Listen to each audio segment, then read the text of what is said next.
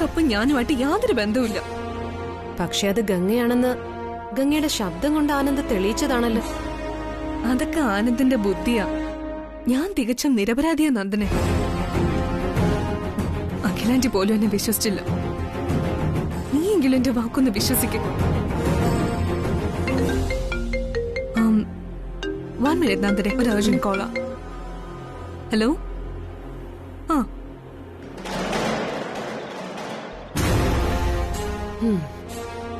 കഴിഞ്ഞു പോയ കാര്യമാണെങ്കിലും ഗംഗ ഇത്ര സ്ട്രോങ് ആയി പറയുന്നത് കൊണ്ട് സത്യം ഗംഗയുടെ ഭാഗത്ത് തന്നെയാ. അപ്പോ ആ കപ്പ്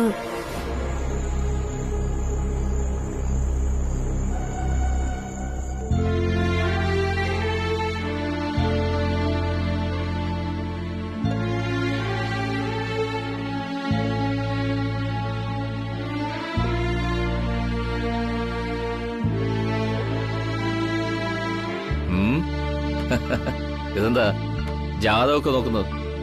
ആരുടെ ജാതകം? ആനന്ദിന്റെ ജാതകം. അതെന്തിനാകില്ല ഇപ്പൊ അവന്റെ ജാതകം നോക്കുന്നത്? എന്താ കൃഷ്ണേട്ട ഇങ്ങനെ? അവന്റെ കാര്യം പറയുമ്പോ മാത്രം ഒരു ഉത്തരവാദിത്വം ഇല്ലായ്മ. അവന്റെ കാര്യത്തിൽ ഞാൻ എന്ത് ഉത്തരവാദിത്വമില്ലായ്മ കാണിച്ചു? പലപ്പോഴും എനിക്കങ്ങനെ തോന്നിയിട്ടുണ്ട് കൃഷ്ണേട്ട. അവന്റെ കല്യാണക്കാര്യം ഏതാണ്ട് എന്റെ മാത്രം ചുമതല പോലെ. ഒരുപക്ഷെ എനിക്കങ്ങനെ തോന്നുന്നതാവാം. അത് തന്നെ. അത് അഖിലയുടെ തോന്നൽ മാത്രമാണ്. പ്രിയപ്പെട്ട മകന്റെ വിവാഹം അവൻ ആഗ്രഹിക്കുന്ന പോലെ ഭംഗിയായി നടക്കണമെന്ന് മോഹിക്കാത്ത ഏത് പിതാക്കന്മാരാണുള്ളത്? അത് ഗംഭീരമായിട്ട് നടക്കണം. നമുക്ക് നടത്തണം. എങ്കിൽ ഇതിനെ ഒട്ടും നീട്ടിക്കൊണ്ടുപോണ്ട. അതാ എന്റെ അഭിപ്രായം. ഞാൻ വൈകാതെ ഒരു ജ്യോത്സ്യനെ കാണാൻ പോവാം. ആനന്ദിന്റെയും ഗംഗയുടെയും ജാതകം നോക്കി ഇനി അവശേഷിക്കുന്ന എന്തെങ്കിലും തടസ്സങ്ങളുണ്ടെങ്കിൽ അതിനുള്ള പൂജകളും ചെയ്യണം. ഒരു നല്ല മുഹൂർത്തം കുറിപ്പിക്കണം. അതെ, അത് വേണം. പക്ഷേ നമുക്ക് ഗംഗയുടെ അച്ഛനോടും അമ്മയോടും ഒന്നുകൂടി ചോദിക്കണ്ടേ? എന്ത് ചോദിക്കാൻ? അവരെത്രയും പെട്ടെന്ന് വിവാഹം നടത്തണമെന്ന് തിടുക്കം കൂട്ടിയവരല്ലേ? എന്നാലും മുഹൂർത്തം കുറിക്കാൻ പോകുന്ന കാര്യം അവരോട് ഒന്നുകൂടി ചോദിക്കേണ്ടത് നമ്മുടെ മര്യാദയുടെ ഭാഗമല്ലേ? എങ്കിൽ എത്രയും പെട്ടെന്ന് അവരെ ഇങ്ങോട്ട് വരുത്താം. അതെ, അത് മതി.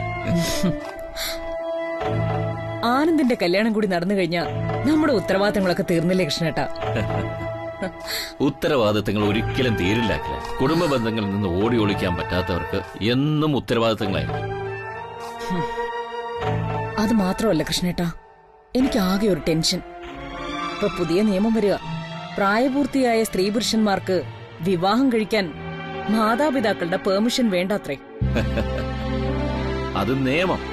പക്ഷേ ആനന്ദ് എന്റെ അഖിലയുടെ മകനാണ്. മനുഷ്യപക്ഷത്തു നിന്ന് മാത്രമേ അവൻ ചിന്തിക്കൂ. അത് കൃഷ്ണേട്ടനേക്കാളും എനിക്കറിയാം. അവന്റെ കാര്യത്തിൽ എനിക്ക് ഒരു ഉത്കണ്ഠയില്ല. മാത്രമല്ല കൃഷ്ണേട്ട, നമുക്കൊരു വിശ്രമമൊക്കെ വേണ്ടേ? ഈ ബിസിനസിന്റെ തിരക്കിൽ നിന്നൊക്കെ മാറി ഒന്ന് സ്വസ്ഥമാവണം. നമുക്ക് രണ്ടുപേർക്കും കൂടി തീർത്ഥാടനം നടത്തണമെന്നൊക്കെ എനിക്ക് ആഗ്രഹമുണ്ട്. ഭാരതത്തിലെ എല്ലാ പുണ്യസ്ഥലത്തും നമുക്ക് ഒരുമിച്ച് പോണം. അതൊക്കെ പോവാം. പക്ഷെ കാരണവാസം മാത്രം എനിക്ക് പേടിയാണ് കേട്ടോ. തീർത്ഥാടനം തീരുമ്പോ ഏതെങ്കിലും കാട്ടാറിന്റെ കരയില് യാഗാശ്രമവും കെട്ടി ചമതയും ദർഭയും കറുകയും സോമലതകളും ശേഖരിച്ച് മുനിമാരെ പോലെ യാഗം നടത്താൻ മാത്രം നീ എന്നോട് പറയരുത്.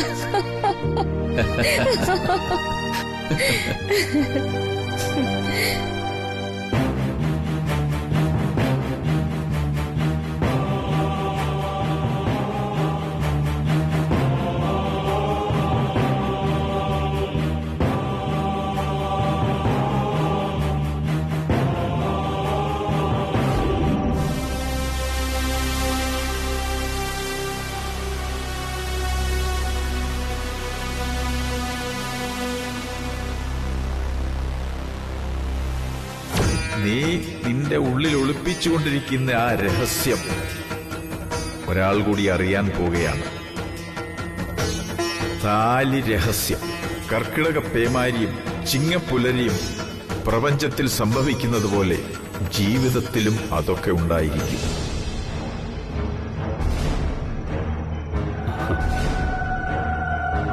എന്താ കല്യാണി? നിന്റെ മുഖത്ത് ഇത് തന്നെയാണോ സ്ഥായിയായ ഭാവം? എല്ലാം ശുഭമായിട്ട് കഴിഞ്ഞില്ലേ, പിന്നെന്തിനാ സങ്കടം? ഇന്നെന്താ കൂട്ടുകാരിയായ ചെമ്പരത്തിയോട് പരിഭവം പറയാൻ പോകുന്നില്ലേ?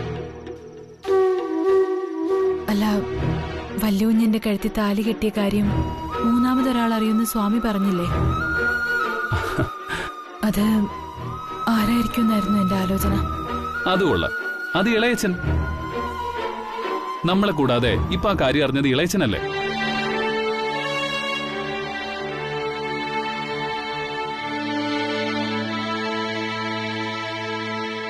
കല്യാണി ഇളയച്ചൻ അറിയുകയും ചെയ്തു, സമ്മതിച്ച് അനുഗ്രഹിക്കുകയും ചെയ്തു. സ്വാമിജി പറഞ്ഞതുപോലെ ഫലിച്ചില്ലേ?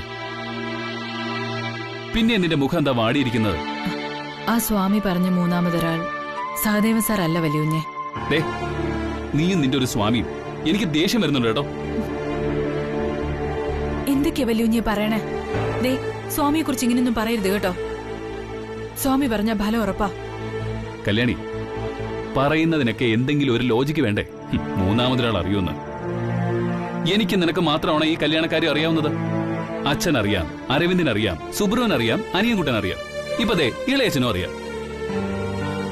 ഇനി ആരാ മൂന്നാമതൊരാള്?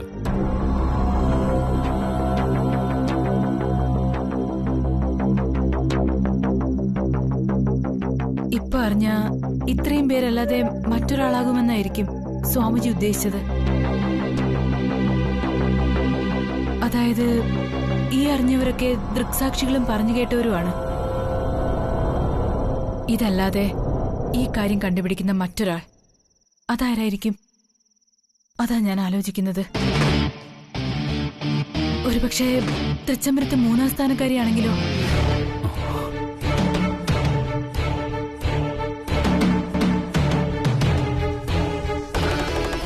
അതാരാ മൂന്നാം സ്ഥാനക്കാരി? ഇവിടുത്തെ സമ്പ്രദായം അനുസരിച്ച് അഖില മാഡം കഴിഞ്ഞാൽ അഖില മാഡത്തിന്റെ മൂത്ത മരുമകൾ, അത് കഴിഞ്ഞ രണ്ടാമത്തെ മരുമകൾ നന്ദന മാഡം, മൂന്നാം സ്ഥാനക്കാരി. നീ എന്തിനാ കല്യാണി ഇങ്ങനെ ആവശ്യമില്ലാത്ത ഓരോന്ന് ചിന്തിച്ചു കൂട്ടുന്നത്? ഞാൻ നിന്റെ കഴുത്തിൽ താലി കെട്ടിയ കാര്യമല്ലേ? അത് ആര് വേണമെങ്കിലും അറിഞ്ഞോട്ടെ. ഇത് എല്ലാരും അറിഞ്ഞാലല്ലേ അതിനൊരു പരിഹാരം ഉണ്ടാവും. കല്യാണി, നല്ല കാര്യങ്ങളെ കുറിച്ച് ചിന്തിക്കുക. ഒരിക്കലും തിരിച്ചു കിട്ടാത്തതാ സമയം. അതിങ്ങനെ വെറുതെ കളയരുത്. വല്യുഞ്ഞെ, ഞാൻ എന്തെങ്കിലും സീരിയസ് ആയിട്ട് ആലോചിക്കുമ്പോ അതിനെങ്ങനെ എപ്പോഴും നിസ്സാരമായിട്ട് കാണരുത്. എനിക്കതിന് നല്ല വിഷമമുണ്ട്. ശരി, എന്നാൽ എന്റെ കെട്ടിയോള് സീരിയസ് ആയിട്ട് ആലോചിക്കുക. പക്ഷേ അത് ഇവിടെ നിന്ന് ആലോചിക്കാതെ ഔട്ട് ഹൗസിൽ പോയി ആലോചിക്കുന്നതല്ലേ കൂടുതൽ ഉചിതം. സമയം വൈകി. വിളക്ക് കൊടുത്താനുള്ളതല്ലേ? പോയിട്ട് വാ.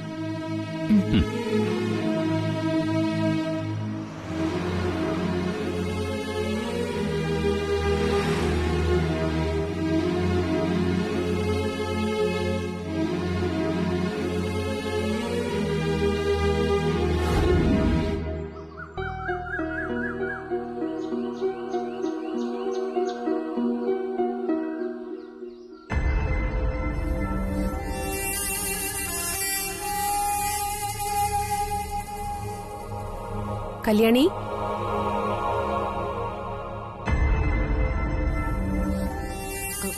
കല്യാണി, ഇതെവിടെ പോയി?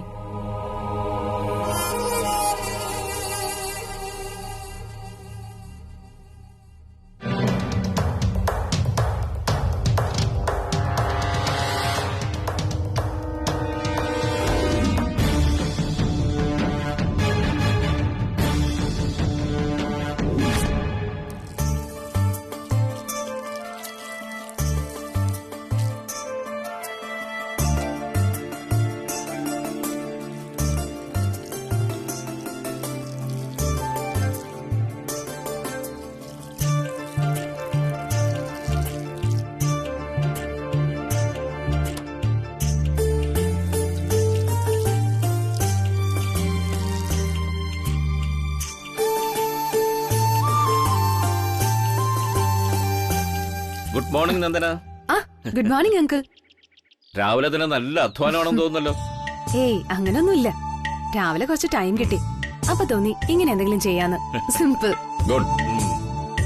ഇതെന്താ അങ്കിളിന്റെ കയ്യിൽ എന്തോ പ്രസന്റേഷൻ ഒക്കെ? ഇതേ എന്റെ ഒരു ആത്മസുഹൃത്ത് ഒരു തീർത്ഥാടനത്തിന് പോയിരിക്കുകയായിരുന്നു. തിരികെ വന്നപ്പോ അവൻ എനിക്ക് ചില ഗിഫ്റ്റുകൾ കൊണ്ടുവന്നു.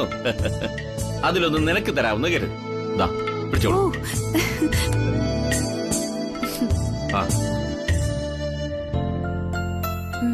എന്ത് ഗിഫ്റ്റ് അങ്കിൾ? തുറന്നു നോക്ക്.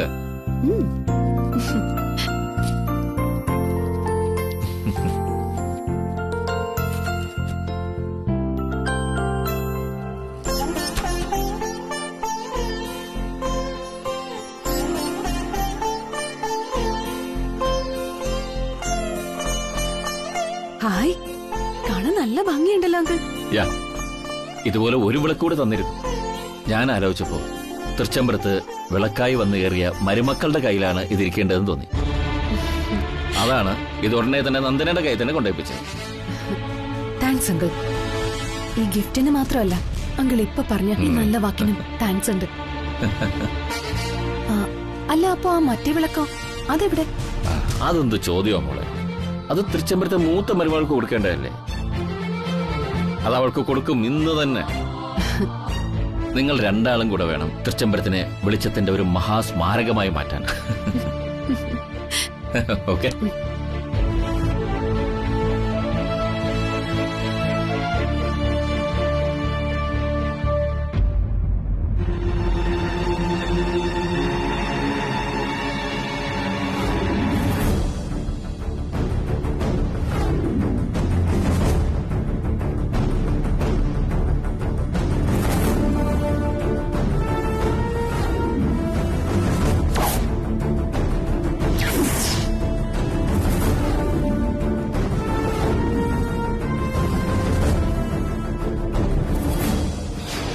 രണ്ടിലൊരു വിളക്ക് മൂത്ത മരുമകൾക്ക് കൊടുക്കണമെന്ന് പറഞ്ഞ അങ്കിൾ അത് ഗംഗയ്ക്ക് കൊടുത്തില്ല. അത് ഇവിടെ ഇരിക്കുന്നു. അതെങ്ങനെ?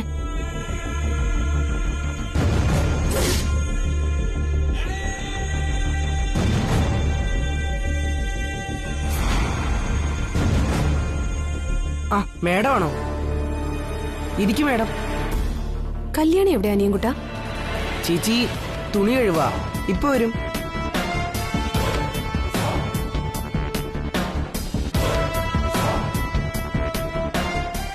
ആ ചേച്ചി വന്നു. അല്ല, എന്താ മേഡം ഇങ്ങോട്ട്?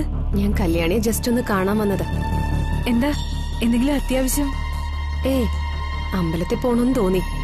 എന്നാ പിന്നെ കല്യാണിയും കുട്ടി നമുക്ക് ഒരുമിച്ച് പോവാന്ന് കരുതി. അതിനെന്താ, നമുക്കിപ്പോ തന്നെ പോവാം. ഞാൻ ദേ വരുന്നേ.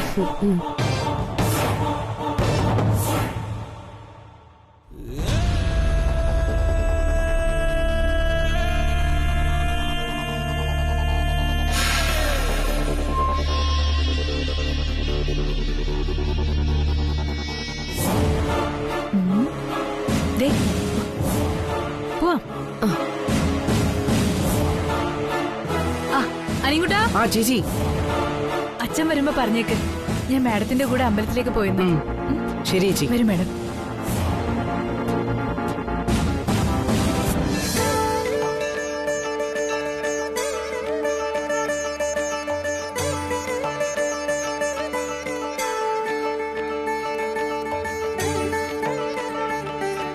നമുക്കിവിടെ അല്പനേരം നിൽക്കാൻ കല്യാണി.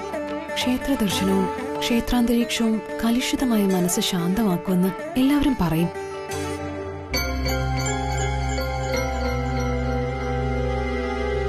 പക്ഷേ എന്തുപറ്റി? ദൈവത്തിനോട് പ്രാർത്ഥിച്ചിട്ടും മനസ്സിന്റെ സങ്കടം മാറിയില്ലേ? കുറച്ചെങ്കിലും ശമനം ഉണ്ടാവും, അതുറപ്പാ. ഇല്ല കല്യാണി, മനസ്സിന്റെ ഭാരം ഒഴിഞ്ഞിട്ടില്ല. ഒഴിയണമെങ്കിൽ ചില സ്ഥിരീകരണങ്ങൾ ആവശ്യമാണ്. എന്താ മാഡം? അനിയൻ കുഞ്ഞുമായിട്ട് വീണ്ടും എന്തെങ്കിലും? ഇപ്പൊ എന്റെ ടെൻഷൻ അരവിന്ദിനെ കുറിച്ച് ഓർത്തല്ല, ആനന്ദിനെ കുറിച്ച് ഓർത്ത. വല്യുഞ്ഞിന്റെ കാര്യത്തിലോ? എന്താ അത്? ആനന്ദിന്റെ കല്യാണം നടക്കാത്തതാ ഇപ്പൊ എന്നെ അലട്ടുന്ന പ്രശ്നം. അതിനൊരു പരിഹാരം കാണണം. ആന്റിയും അങ്കിളും ഇതേ പ്രശ്നത്തിൽ എത്രമാത്രം മനോവേദന അനുഭവിക്കുന്നുണ്ടെന്ന് അറിയാമോ കല്യാണിക്ക്? പുറത്ത് കാണിക്കുന്നില്ലെങ്കിലും ആ മനസ്സെനിക്ക് നന്നായിട്ടറിയാം. അതുപോലെ തന്നെ കല്യാണിക്കും. ഒരു പക്ഷേ ആന്റിയുടെ മനസ്സ് എന്നേക്കാൾ കൂടുതലായി കല്യാണിക്ക് അറിയാം. ഇന്ന് ഞാൻ കല്യാണിയും കൂട്ടി ഇവിടെ വന്നത് ഈ കാര്യത്തിൽ ഒരു നീക്കം നടത്താൻ വേണ്ടിയാ. പിടിക്ക്.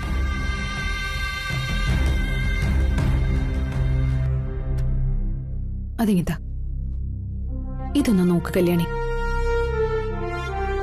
ഇത് പിടിക്കേ.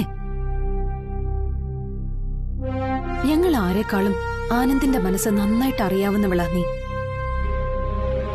അതുകൊണ്ട് നീ തന്നെ ആനന്ദിന് യോജിച്ചൊരു പെണ്ണിനെ ആനന്ദിന് വേണ്ടി കണ്ടെത്തണം.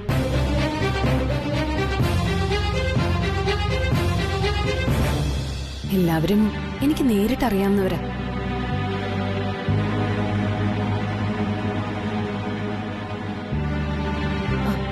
അല്ല, വല്യൂഞ്ഞും ഗംഗയായിട്ടുള്ള കല്യാണം ഉറപ്പിച്ചിരിക്കുകയല്ലേ? പിന്നെന്തിനും ഇനിയൊരു സെലക്ഷൻ? നീ പറഞ്ഞത് ശരി തന്നെയാ. എനിക്കെന്തോ ഗംഗ ആനന്ദിന് യോജിച്ച പെണ്ണായിട്ട് തോന്നുന്നില്ല.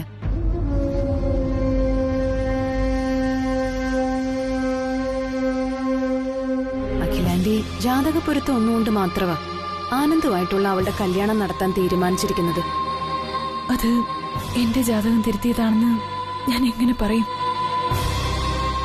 ദൈവമേ, എന്നെ ധർമ്മസങ്കടത്തിലാക്കരുതേ. കല്യാണി എന്താ ആലോചിക്കുന്നത്? ആനന്ദിന് അനുയോജ്യയായ പെണ്ണിനെ ഞങ്ങളെക്കാളേറെ നിനക്കാവും സെലക്ട് ചെയ്യാൻ പറ്റുക. ആ ഫോട്ടോസിൽ നിന്ന് ആനന്ദിന് യോജിച്ച പെണ്ണ് ഏതാണെന്ന് നീ തന്നെ പറയണം. ബാക്കിയൊക്കെ ഞാൻ നോക്കിക്കോളാം.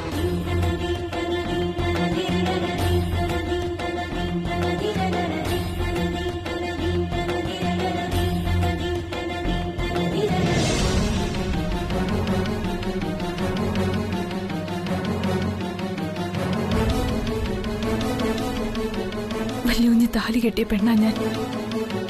ഞാൻ എങ്ങനെയാ എന്റെ വല്യൂഞ്ഞിന് വേണ്ടി മറ്റൊരു പെണ്ണിനെ തിരഞ്ഞെടുക്കുന്നത്? ഈശ്വര, ഞാൻ എന്താ ചെയ്യേണ്ടത്?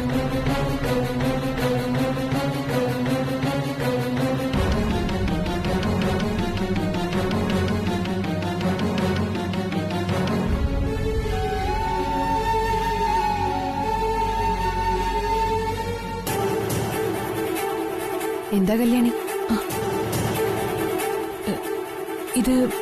ഇത് ശരിയാവില്ല മാഡം. എന്തുകൊണ്ട്? അഖിലാന്റി സമ്മതിക്കില്ല എന്ന് കരുതിയാണോ? അതോ ആനന്ദിന് ഇഷ്ടമില്ലാന്ന് വിചാരിച്ചോ? അതെ. അഖിലാന്റിയോട് ഞാൻ സംസാരിക്കുന്നുണ്ട്. അതുകൊണ്ട് ഈ ഫോട്ടോസിൽ നിന്ന് ഏതെങ്കിലും ഒരു പെൺകുട്ടിയെ സെലക്ട് ചെയ്യും.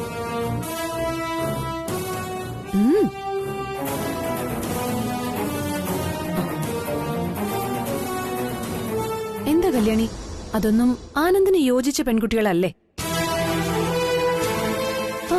കല്യാണി ചിന്തിക്കുന്നത് ശരിയാ. ഒരു ഫോട്ടോ കൊണ്ട് ഒരാളെയും വിലയിരുത്താനൊന്നും പറ്റില്ല. പിന്നെ രൂപ കണ്ട് മാച്ചിങ് ആണെന്ന് തോന്നിയാ നമുക്ക് അന്വേഷിക്കാലോ.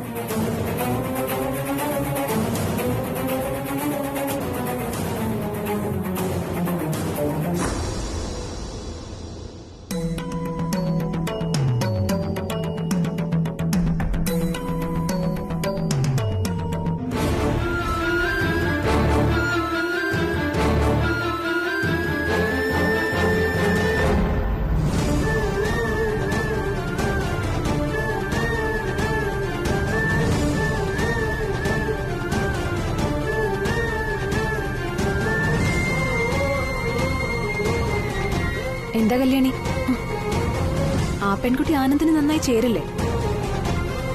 ഇത് എന്റെ ഫോട്ടോ ആണല്ലോ.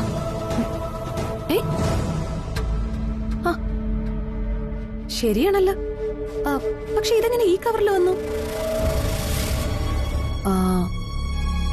ഒരു പക്ഷേ ദൈവം ഇനി ഇങ്ങനെയാണ് തീരുമാനിച്ചിരിക്കുന്നതെങ്കിലോ?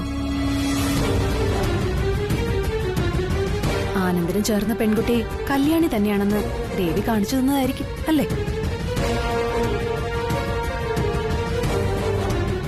അല്ല മാഡം എന്താ ഇങ്ങനെയൊക്കെ പറയണേ?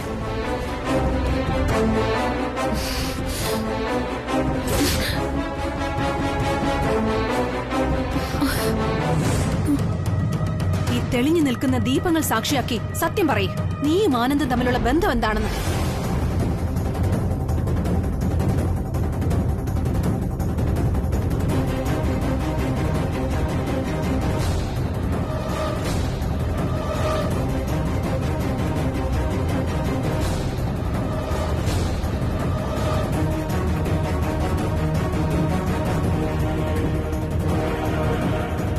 ചോദിച്ചത് കേട്ടില്ലേ? ഈ നാവിൽ നിന്ന് അറിയണം എനിക്ക്. സത്യം പറയ്. സത്യം പറ കല്യാണി.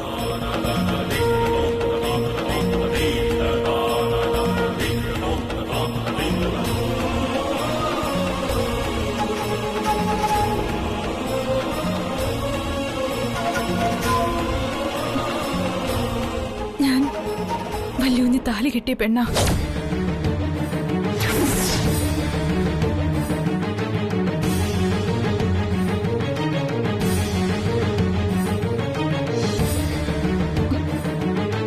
വല്യൂഞ്ഞിന്റെ ഭാര്യ.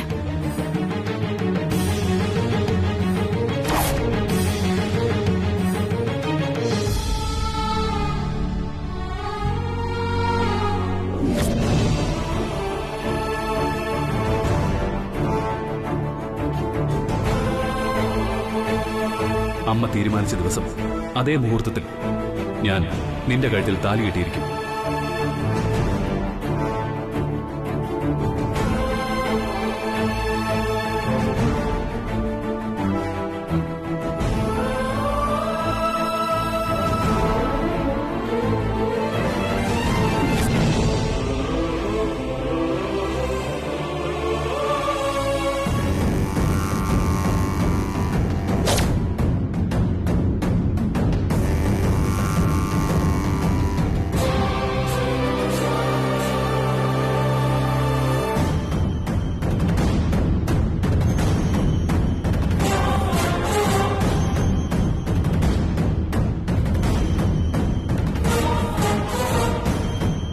Madam,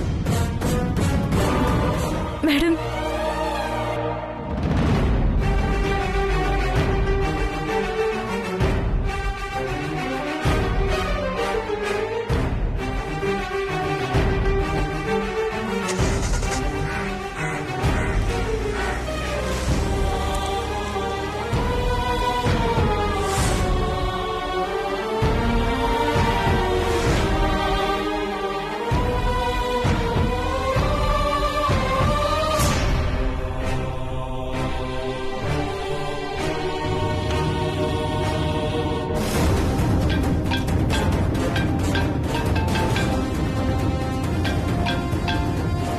hello Kalyani.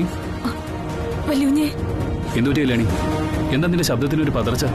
അത് വല്യൂഞ്ഞ് എന്റെ കഴുത്തിൽ താലി കെട്ടിയ കാര്യം നന്ദന മാഡം അറിഞ്ഞു.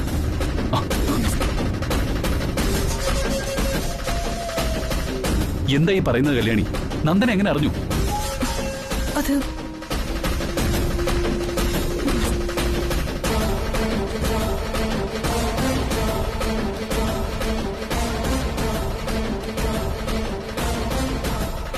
ഞാൻ വല്യൂഞ്ഞ് താലി കെട്ടിയ പെണ്ണാ. വല്യൂഞ്ഞിന്റെ ഭാര്യ.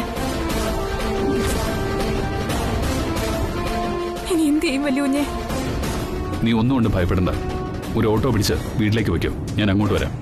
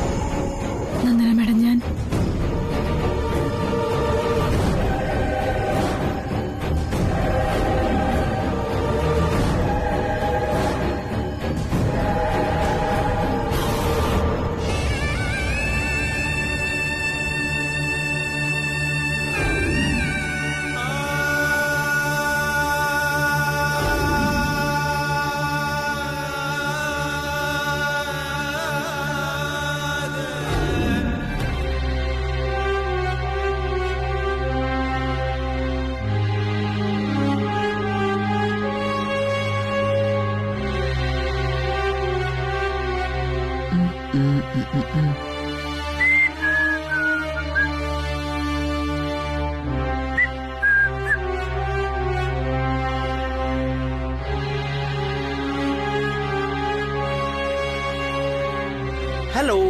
Good evening.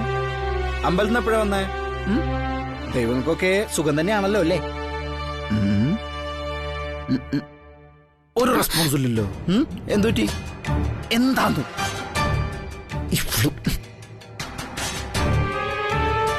ദേ, നീ എന്താ ചിലപ്പോഴൊക്കെ എന്നോട് ഇങ്ങനെ പെരുമാറുന്നേ? ദേ, ഇത് കുറച്ച് ഓവറാട്ടോ. എന്തോവർ? ഞാൻ ചോദിച്ച ചോദ്യങ്ങൾക്ക് സത്യമായിട്ടുള്ള ഉത്തരം പറയും. അപ്പൊ മനസ്സിലാവും ഞാൻ ദേഷ്യപ്പെടുന്ന എന്തിനാന്ന്. നിനക്കെന്താ ചോദിക്കാനുള്ളത്? ചോദിക്കും, ഉത്തരം പറയാൻ ഞാൻ റെഡിയാ. നേരത്തെ ചോദിച്ചിട്ട് ഉത്തരം കിട്ടാത്ത ചോദ്യം തന്നെയാ വീണ്ടും ചോദിക്കാനുള്ളത്. ആനന്ദും കല്യാണിയും തമ്മിൽ എന്താണ് ബന്ധം? ആനന്ദിന്റെ ആരാ അടുക്കളക്കാരി കല്യാണി? എന്തോടി ഇത് ഞാൻ ഓൾറെഡി മറുപടി പറഞ്ഞു കഴിഞ്ഞാണല്ലോ. ബ്രോയും കല്യാണിയും തമ്മിൽ നീ അറിയാവുന്ന ബന്ധം മാത്രമേ ഉള്ളൂ. പുതിയതായിട്ട് പറയാനൊന്നുമില്ല. ഒരു കള്ളം 1000 പ്രാവശ്യം പറഞ്ഞ് സത്യമാക്കാൻ നോക്കരുത് പ്ലീസ്. സോറി, ഞാൻ പറഞ്ഞ തന്നെയാണ് സത്യം. അത് 1 പ്രാവശ്യം പറഞ്ഞാലും 1000 പ്രാവശ്യം പറഞ്ഞാലും ഞാൻ പറഞ്ഞ തന്നെ സത്യം. No difference at all. Aravind, Nandana, അമ്മ എന്നിട്ട് ഡീസന്റ് ആവണേ.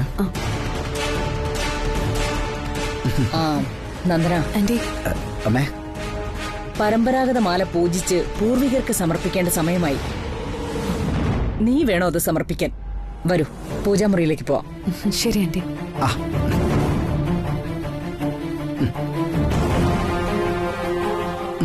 ചെല്ല്.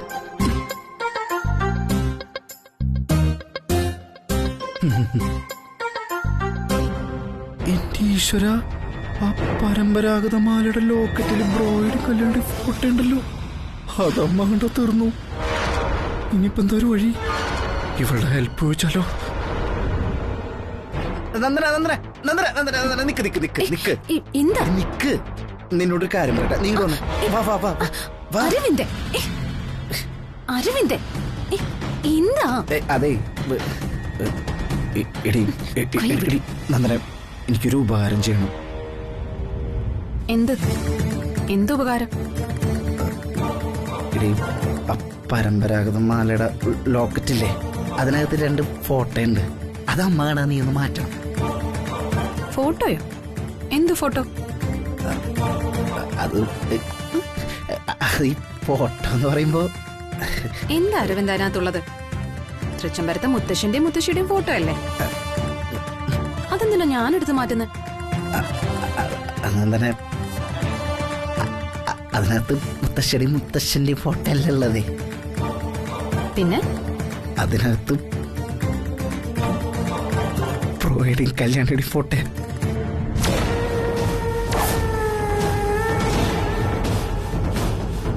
ആനന്ദിന്റെയും കല്യാണിയുടെയും ഫോട്ടോയോ?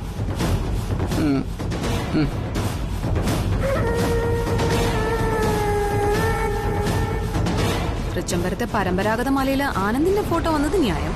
കല്യാണിയുടെ ഫോട്ടോ എങ്ങനെ വന്നു?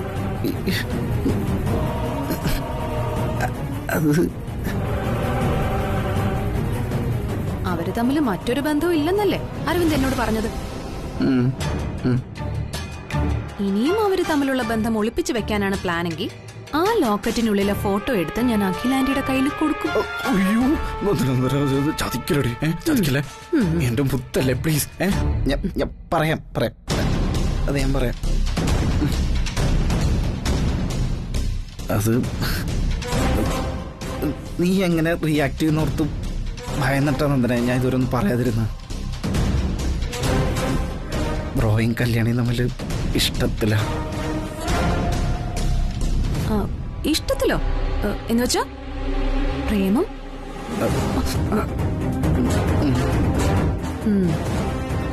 പ്രേമം മാത്രല്ല, ആരും അറിയാതെ ബ്രോ താലി കെട്ടിയ പെണ്ണ കല്യാണി.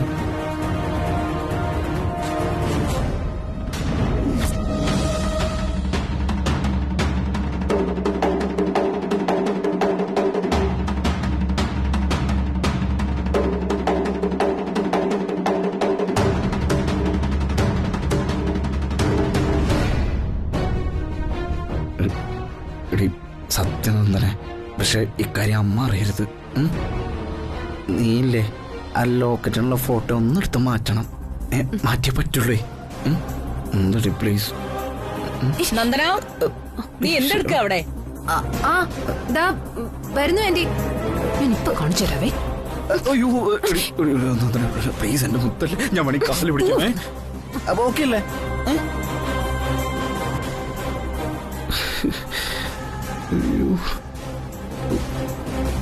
പറയൂ, പറയും പറയും.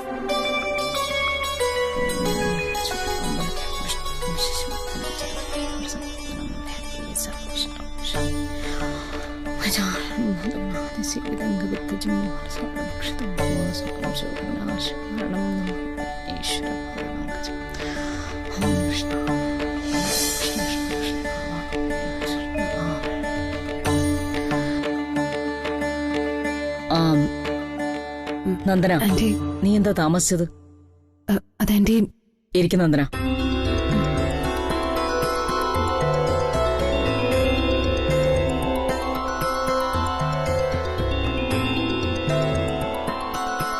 പരമ്പരാഗത മാലയെടുത്ത് പനിനീരിൽ മുക്കി ശുദ്ധം ചെയ്യണം.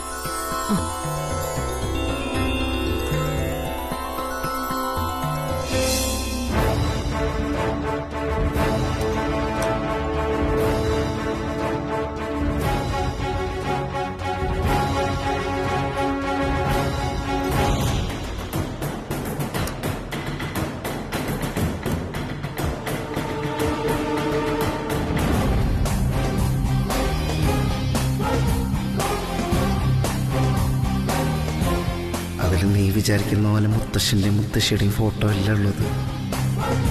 ബ്രോയുടെയും കല്യാണിയുടെയും ഫോട്ടോ. അന്നേരം നീ ആ ലോക്കറ്റിൽ നിന്ന് ആ ഫോട്ടോ എടുത്തിട്ടൊന്ന് മാറ്റണം.